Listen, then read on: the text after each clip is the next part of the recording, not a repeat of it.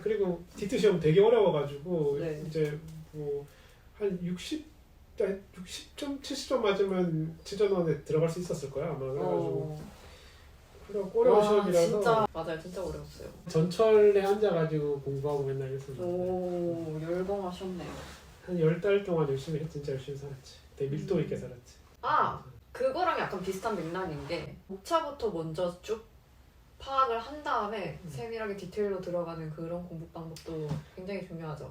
그러니까 만약에 보철학이다 그럼 보철학이 뭔지 알아야 되고 설마 보철학에는 보철은 알지 않나? 하긴 내가 1년차 애들 가끔 물어보거든. 코어가 뭔지 알아요? 물어보거든 면접 보러. 그러면은 전부 다 코어를 포스트 앤 코어로 얘기해. 그러니까 뭐 치질이 없을 때 뭐 뿌리에 뭐 금속이나 뭘 박아가지고 하는 거. 네. 그냥 아니 코어는 코어잖아. 그냥 코어는 엔더고 난다. 엔더하기 위해서 이제 액세스 오프닝을 했으니까 치질이 많이 없으니 거기를 메우는 게 코어인데 그게 개념 없이 그냥 포스트 코어밖에 모르더라고. 그래갖고 5개념을 갖고 있는 게 되게 많지. 네. 5개념을 갖고 있는 게 되게. 근데 뭐 치과의사도 1년차 쌤들은 그럴 수 있거든 사실. 네. 근데 그 얘기고. 그러니까 적어도 보철학을 공부하려면은 보철학이라는 게 뭔지 그리고 보철의 종류에 대해선 어떤 게 있는지 정도는 대충 파악을 해놓고 그다음에 뭐 다른 거를 공부를 하는 게 그러면 전체적인 목차를 통해서 큰 나무를 한번 보는 그쵸. 게 좋지 않을까 이 말을 한 거잖아. 숲을 보고 숲을 먼저 보는 게 그다음 디테일을 아는 게 좋. 그것도 맞는 네. 얘기지. 보철이면은 뭐 크게 고정성 보철과 가철성 보철이 네. 있고 고정성 보철에 뭐 어떤 게 있고 가철성 보철 어떤 게 있고 뭐 이거를 이해하면 좋긴 좋죠. 네. 그 정도는 기본적으로 당연히 알고 시작을 해야 될 것 같아요. 하긴 그냥 학교 생활을 특별한 뭐 목적 없이 그냥 이렇게 하기 쉽잖아요 사실은. 네. 그냥 학교 다니고 친구들하고 놀고 뭐 이렇게 하면서 그냥 3년 훌떡 갈 수 있는데 그러면 아까 그 쌤이 말한 것처럼 보철이라는 개념이나 보철에 뭐가 있는지도 잘 모르고 그냥 어려운 푸시만 대충 알고 그냥 공부를 시작할 수도 있는데 큰 틀을 목차를 통해서 한번 보고 그지? 보고 이제 숲을 전체적으로 크게 테두리를 잡은 다음에 이제 디테일을 알아가면은 좀 더 좋을 수 있죠. 네. 그것도 괜찮은 방법이지. 네. 우리가 수업은 그렇게 큰 나무를 가르쳐 주기보다는 각각의 개별 지식처럼 진행되는 경우가 많으니까. 네. 그래서 이제 선생님들이 그런 거에 대한 개념을 잡지 못한 채 그냥 단편적인 지식만 드문드문 알아왔을 수도 있는 가능성이 크니까. 네. 전체적인 큰 숲을 한번 보는 것도 의미가 있지. 맞아요. 치과에서 쓰는 어떤 그 재료에 대한 또 어떤 센스가 그게 있는 게 있어. 네. 그러니까 예를 들어서 뭐 어떤 재료를 두 개를 섞어야지 섞어서 쓰는 게 있으면 그게 어떤 의미가 있을지를 생각해 보면 그렇게 이거를 뭐 예를 들어서 뭐 라이트 바디, 헤비 바디, 네. 아니면 뭐 파우더 리퀴드 이렇게 있으면은 이 두 통에 들어있는 거가 하나의 조합이고 섞어서 써야 된다는 건 그게 무슨 의미겠어요? 섞어야 화학 반응이 일어나서 어떤 그 물성을 할 수 있다는 얘기잖아요, 그렇죠? 그러면은 그거는 이제 섞은 다음에 그게 이제 화학 반응이 시작돼서 어떤 시간이 지나면 굳어버리게 되는 경우가 대부분이잖아요, 네. 그렇죠? 그래서 그런 특징이 있는 거고 그냥 하나의 뭐 튜브나 이거 이제 용기에 들어있는 거면 이게 거의 대체로는 이걸 한 다음에 뭐 라이트를 비춘다거나 해야지 또 빛에 의해서 화학 반응이 일어나서 이게 원하는 물성을 띠는 그런 재료일 거 아니에요, 그죠? 그러니까 그거가 어떤 그릇에 담겨 있는지만 사실 봐도 그게 어떤 식으로 쓰이는가가 뻔하지 사실은. 네. 그렇죠? 보통 뭐 인상제도 그렇고 뽀띠 같은 것도 두 개로 나눠져서 있는 거죠. 그런 거 보통 자가중합 해서 쓰이는 거고 이제 하나의 그릇 용기에 있어서 그걸 이제 뭐 또 빛을 비춘다거나 하는 건 이제 광중합이나 그런 게 있을 수 있겠고. 네. 그래서 그런 어떤 재료가 만약에 그 직장에 있으면은 이걸 뭐 어떻게 쓰는지 엄니한테 물어보는 것보다는 사실 그걸 사면은 안에 여러 번 뭐가 있어요. 매뉴얼이 있잖아요. 매뉴얼이 사실은 정답이거든. 그래서 맞아요. 매뉴얼을 한번 찬찬히 읽어보고 거기에서 이제 하는 대로 제조사에서 시키는 대로 하는 게 제일 좋고. 네.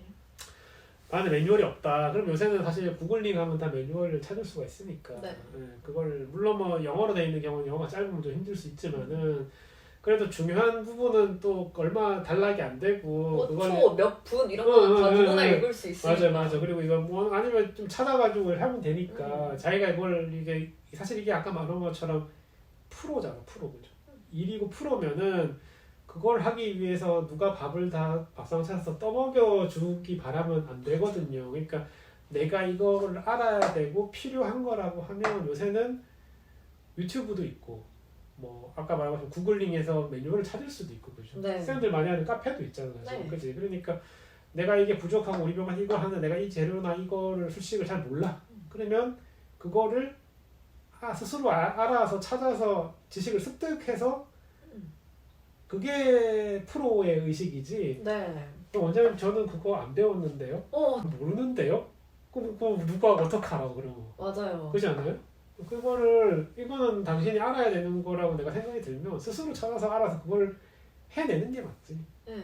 그게 아니 맞죠. 연예인들만 봐도 뭐 오디션에서 그런 질문하면 큰일 나잖아요.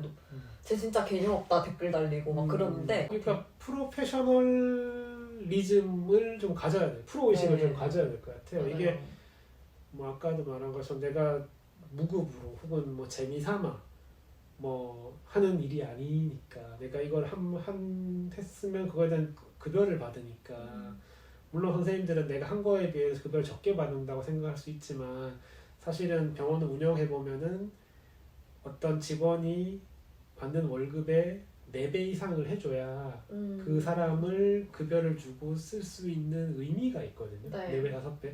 만약 선생님들이 200만 원 월급 받으면 800에서 1000만 원어치의 값어치의 일을 해줘야 그 사람을 쓸 이유가. 왜냐고 하면은 그 병원을 운영하는 데는 임대료도 들고 뭐 재료비도 들고 기공비도 들고 여러 가지 전기비 많이 들고 또 부대적인 경비가 많이 들고 원장이 또 남는 부분이 어느만큼 있고 이렇게 되는 거잖아요. 그러니까 내가 200만 원 월급 받으면 200만 원어치만 하면 돼라고 생각하면 사실 안 되거든요. 네. 그럼 그 사람을 쓸 이유가 아무도 없겠지. 그쵸. 그러면은 이제 우리가 프로 의식을 갖고 내가 하는 일이고 내가 계속 마주치는 일이고 하는 일이라면 저는 이걸 누구한테 배운 적이 없습니다라고 말할 게 아니라 그걸 보고 필요에 의해서 내가 찾아서 능동적으로 스스로 익히는 모습을 갖춰야 되는 게 맞죠, 사실은. 네. 사실 요새는 알려고 하면은 뭐 선생님들이 했던 교과서도 있고 아까 말했던 뭐 유튜브도 있고 구글링도 할 수 있으니까 카페도 있고 하니까 그렇게 능동적으로 하는 게 필요. 뭐 얼마 전에 그 유희열이 나온 네. 대화의 희열 그거 보니까 되게 네. 공감되는 게 있었는데 그 1타 강사 선생님들 같이 모여서 했던 얘기인데 그 화학 쪽 선생님이었는데 이제 학생이 왔을 때 그 학생한테 물어보는데요.